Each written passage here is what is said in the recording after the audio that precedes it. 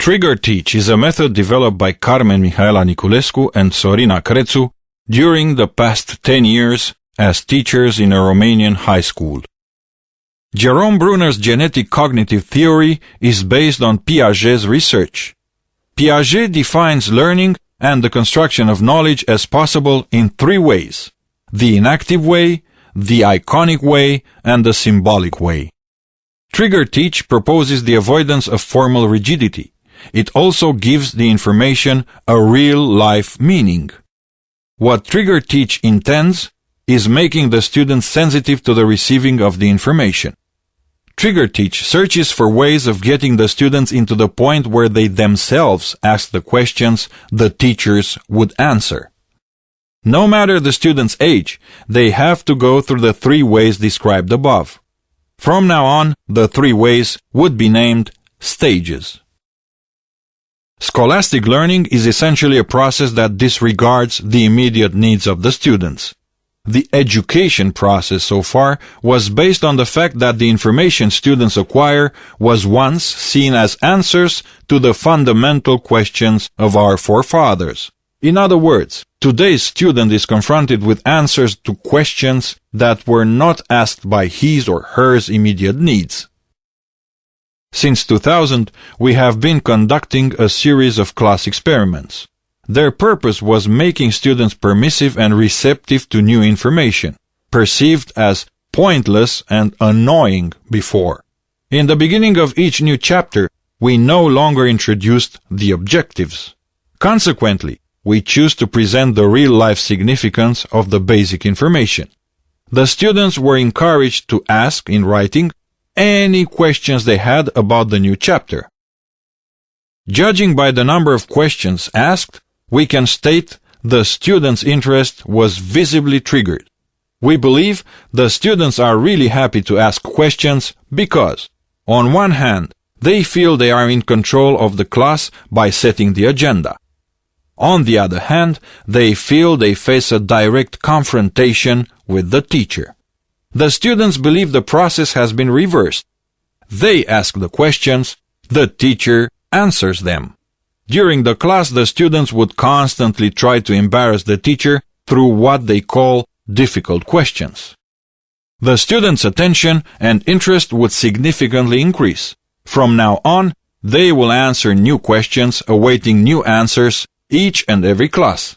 The teacher will answer according to the school curriculum and the students' interests. The questions coming from students aged 14 to 16 are mostly about the surrounding reality. The questions coming from students aged 17 are visibly more personal. Starting this age, no matter the subject, they expect answers regarding the evolution of the individual in a social context. As for students aged 18 and up, they only ask personal questions. What they are interested in is discovering their own personality. The reality starts with them. The inactive stage. The students learn by handling the objects. They start developing new skills. The iconic stage. We strongly believe a highly suggestive image would consequently trigger related emotions in our students. We would use physics as an example. Supposing we teach the movement of the bodies in a gravitational field.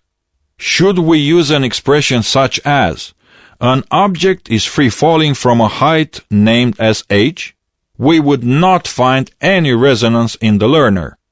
A more real-life example will create an emotion among students as the virtual question refers to John, their colleague.